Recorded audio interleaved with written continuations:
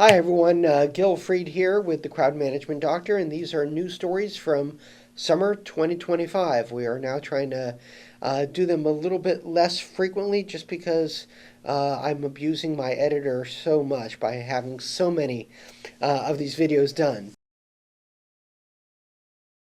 Changes for Clemson to improve game day experience is the first story. Clemson University has added handrails on the lower level of the stadium for safety, for people to be able to get up and down. It is something that was asked, and so they put it in. The stadium's in the lower part of it was built in the 1940s, and there's a lot of updates that are needed to the venue. Clemson has a long time tradition that changing for the upcoming season as well. And so that's the current 2025 football season. The tradition is everybody meets at the paw after the game clock has ended. Everybody starts jumping over the barriers and everybody's running towards the paw with all the players. After that, they play the alma mater and everybody huddles in and they all sing alma mater together, said one of the people that's announcing all these different changes. Uh, but the leaders of the Atlantic Coast Conference have issued a new rule which states only student athletes, coaches, and authorized personnel are allowed on the field before, during, and after the game is over. What we're asking the fans to do is to wait until after the alma mater to come and join us on the field.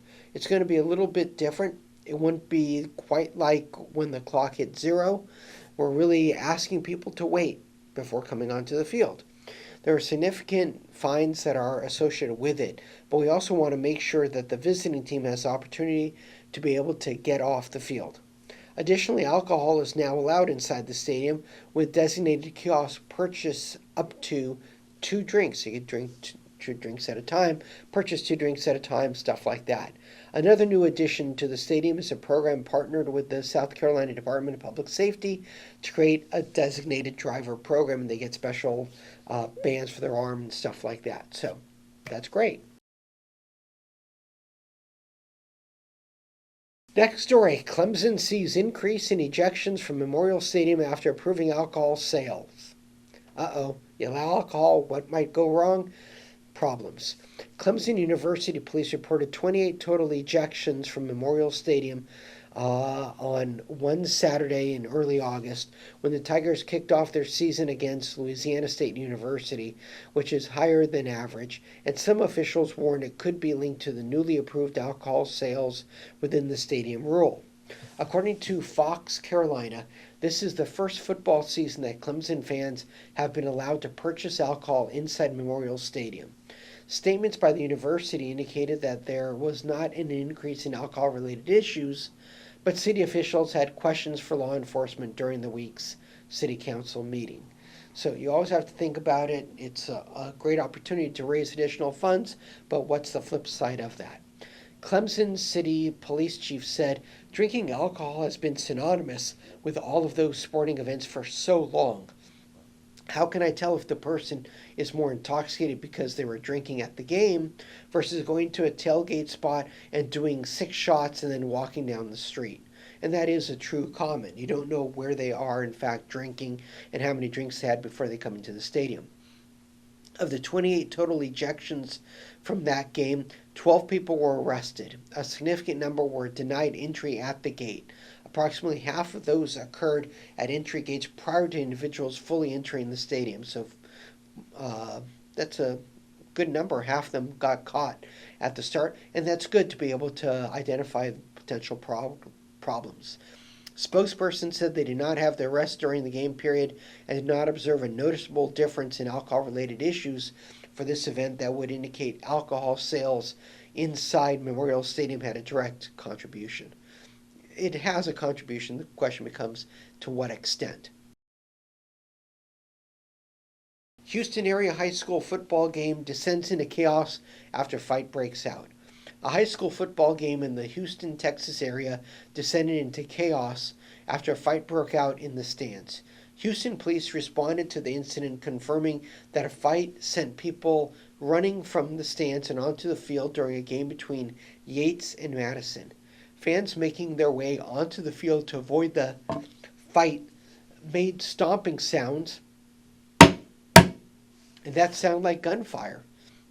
But no weapons or shell casings were found on the field. Following a thorough review, officials confirmed that no shots were fired and no arrests were made. But it does indicate that when there are sounds, sometimes that could contribute to a situation where people might misinterpret what the sounds are and try to guess what it might be and might have the wrong guess. The game was ultimately canceled, but that isn't the big story. The big story is some people were very, very frightened, and in today's day and age with all the school shootings, I can see where that's coming from. Bills fan who shoved Ravens player banned from all NFL stadiums.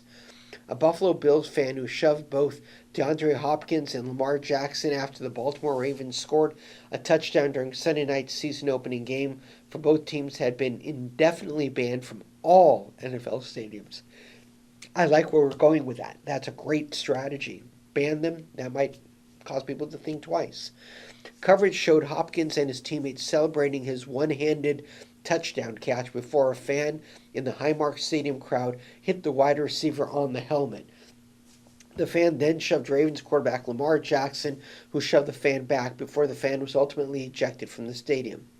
You got to think in those situations, you've got security out there. Let security handle it, Jackson said after the game, while admitting that he shouldn't have retaliated. I just let my emotions get the best of me, but hopefully it doesn't happen again, is what he said. You hope, but you hope fans learn from those lessons and they don't do stupid things. If a player jumps into the stand, that's one thing. But when they're on the field celebrating, you shouldn't be reaching out and trying to hit them. Mississippi State fined $500,000 by SEC after students rushed the field too soon. So remember, we're talking about timing when to rush the field. This is an example. The SEC fined Mississippi State $500,000 after students stormed the field following a victory over Arizona State. The students did not give the Sun Devils or officials a chance to leave the field before running from the seating at Davis-Wade Stadium and taking over the field. Students also removed goalposts and carried them out of the stadium. The SEC maintains the ability to waive the penalty if the opposing team and officials have left the field of play before the students storm the area. But that was not the case for Mississippi State. This is the first season of the SEC's new field and court storming fine system. All SEC schools will be fined $500,000 each time students storm the field or court before the opposing team can leave the area. Some schools, like the University of Arkansas and Vanderbilt, have begun using countdown clocks that require students to wait at least 3 minutes before storming the field.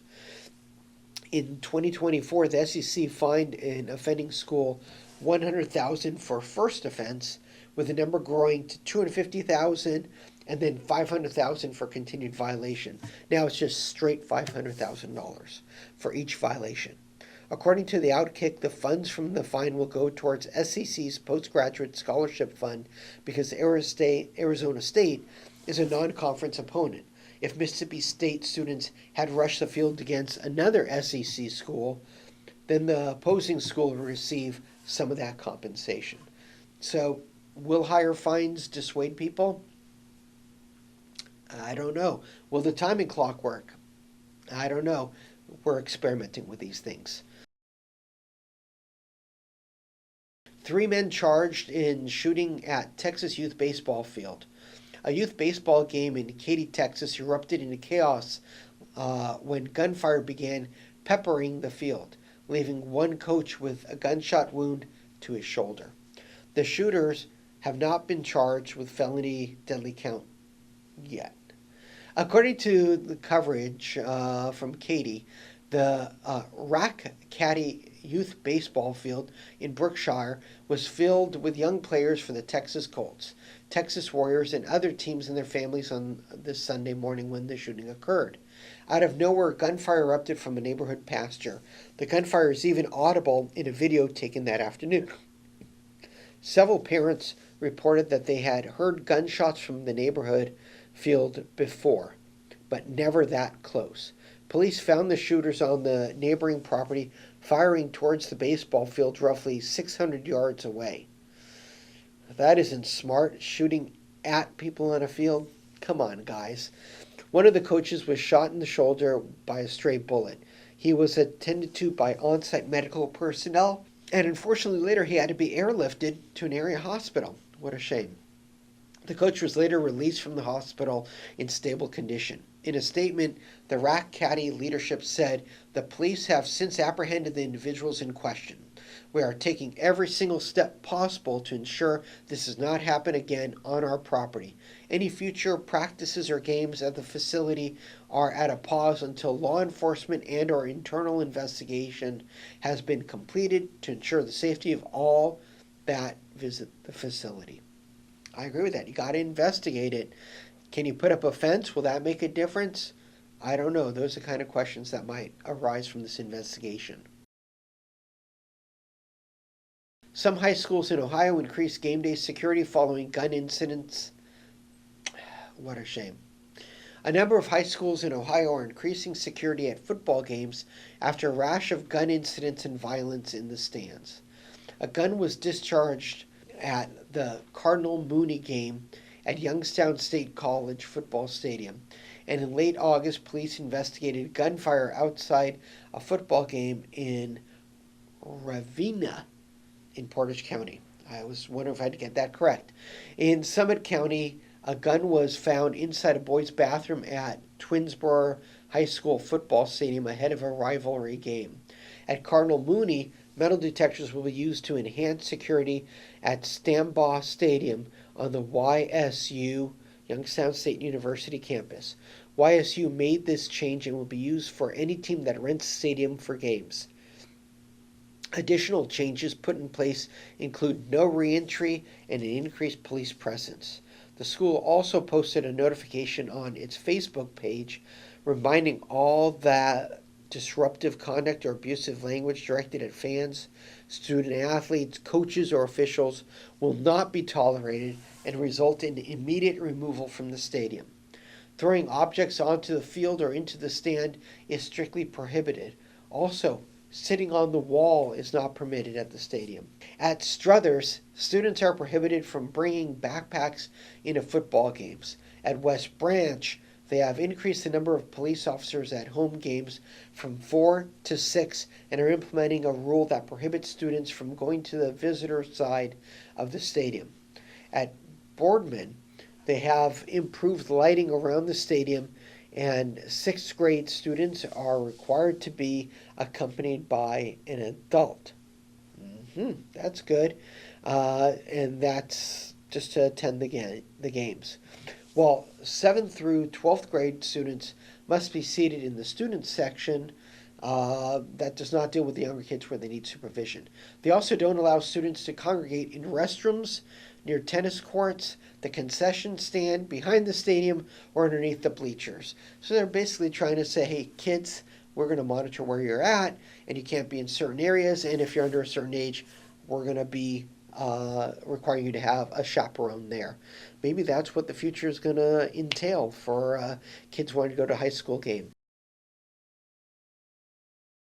Next story, event credentials, staff training among security top undergoing changes.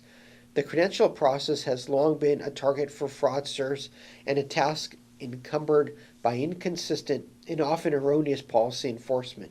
But the NFL and all 32 teams this season launched a new credentialing system for on-site game day personnel. Vendors and media members also are included in this rule, and it's using Wicket's facial authentication software, a company partly backed by the Browns owner Jimmy and Dee Haslam, and managed by Accredited Solutions that is being watched closely by other leagues. The NFL system is a rocket fuel not just for us, but for the entire credentialing industry, said Thomas Stanley, president of Accredited Solutions USA. It's stunning, almost bizarre, how many professional and college teams still rely on outdated, generic passes with no photos or wristbands for credentialing. The key component of the system occurs when credential holders who have already been vetted by the league security protocol have a real-time image of their face compared to the user's submitted photo on file. And so that way, it's facial recognition. They know that you are in fact the right person because so many people are trying to sneak in using fake credentials. But there's also staff training that's critical. Staff needs more training, but also different training and approaches. That includes training for different types of events, such as concerts, sporting events, and high profile individual visits. Event specific training is important. It's not just a one size fits all kind of approach, but tailoring training protocols to its specific types of event. All those kinds of things have a different security protocol, and you just can't approach it in the same way. No one size fits all approach. One of the hard parts about training is not delivering the same information over and over and over again, and it's like you're not being heard. Training should try to focus on the why. I think often that's missing. The minute you tell them why, that light bulb goes off. Oh, that's why we're doing this. Having tech work for you and your security staff are using it effectively also is an important process that we have to be aware of, so that way the command center can respond more quickly. Now you're giving them people phones to allow them to better communicate to you, whether it's slip and fall or a fight or something like that. Phones have the capability of shooting a video and sending to the command post, and that can then be added to that event's file.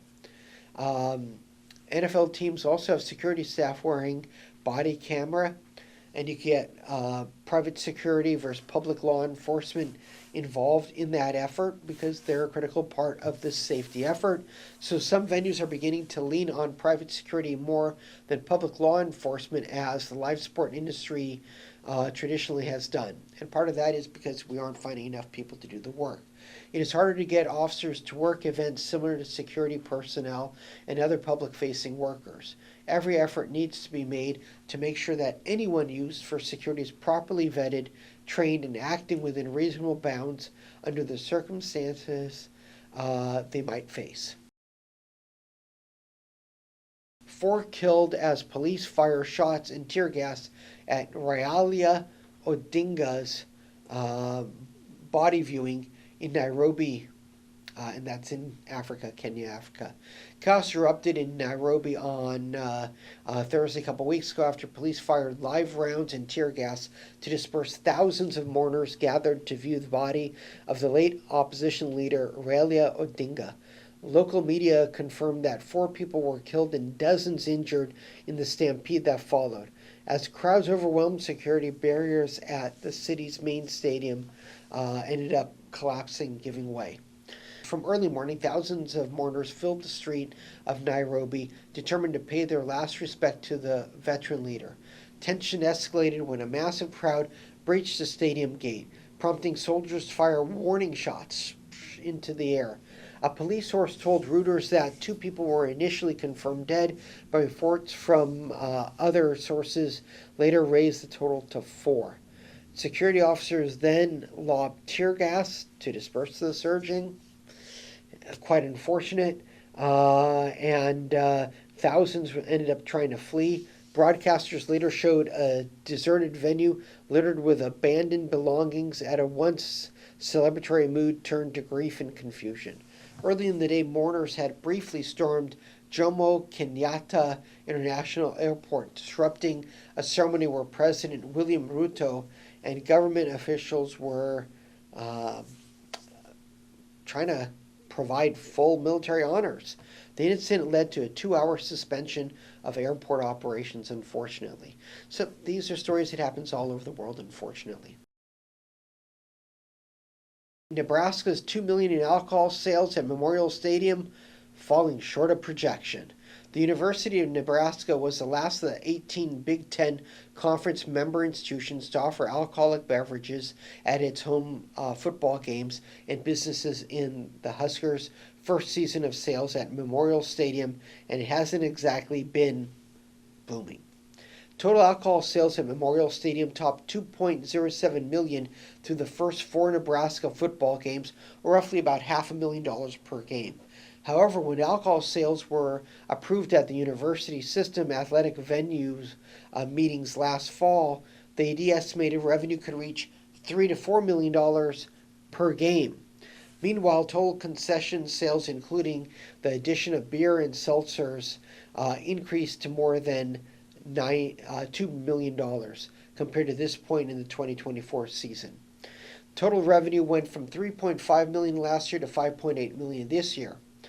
A University of Nebraska Board of Regents argument for approving alcohol sales last October was that alcohol sales would reduce binge drinking on game day, and the University of Nebraska-Lincoln Police Department is reporting a decrease in alcohol-related calls. There was an average of 13 such calls in the first 4 home games last year, and that's compared to fewer than 12 this year. However, the number of people cited for alcohol violations in and around the stadium has actually increased. And it's reported that on average, more than 1 to 4 is the ratio of those arrests. UNLPD notes that it has increased police presence by 25% on game days. Ejections and people denied entry are also up this season, with an average of more than 12 through 4 games last year to 13.5 so far in 2025. So that's just an increase in getting people before they come into the stadium where they can possibly cause problems, but you have to monitor them outside as well. Next story, in a somewhat related article, Clemson sees increase in ejections from Memorial Stadium after approving alcohol sales. Clemson University police reported 28 total ejections from Memorial Stadium in a September game when the Tigers kicked off the season against Louisiana State University, which is higher than average. So this is happening. We already had a couple stories about Clemson and their alcohol sales. So when you look at it, it is affecting everyone, and they're trying to address how they're going to be able to somehow modulate between the need for additional revenue from alcohol sales and the behavior of fans inside the stadium. You, as a person working as a certified individual, whether it is certification through our CPM program or from some other program, have to be able to understand and appreciate that alcohol is going to be fueling a lot of the different issues that you might have to deal with, and that's why it's so critical for you to monitor people. And if you see someone is acting inappropriately, try to find a way to engage them and make sure that they are turned into the right direction, hopefully. After fans' anti-LDS chant versus BYU, Colorado is making these security changes. The University of Colorado is making a few security changes at Folsom Field after anti-Latter-day Saints chants broke out when BYU played the Buffs. Colorado officials said they are increasing the number of security officers throughout the stadium, including in the student section where the fans began chanting "F the Mormons" during a football game against the Cougars. Plainclothes police officers will be embedded in various sections throughout the stadium for immediate removal, Colorado said in a statement.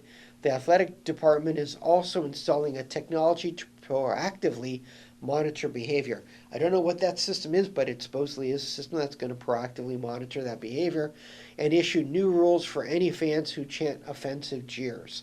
I don't know if it's based upon sound recording or how it works. I tried to look it up, couldn't find anything. Disruptive behavior, including foul, abusive, obscene, or discriminatory language or gestures, as well as throwing items, will result in immediate removal from the stadium. This can include entire rows or even sections if the disrupted behavior persists, the statement read. The Big 12 Conference fined Colorado $50,000 for the anti-Latter-day Saints chants directed at BYU. Handler pleads for return of security hawks. UTV stolen from SoFi Stadium. This is a unique one. A key piece of the fan experience at SoFi Stadium was stolen on a game day, or prior to a game day at Los Angeles Rams football game. And what were they? Hawks.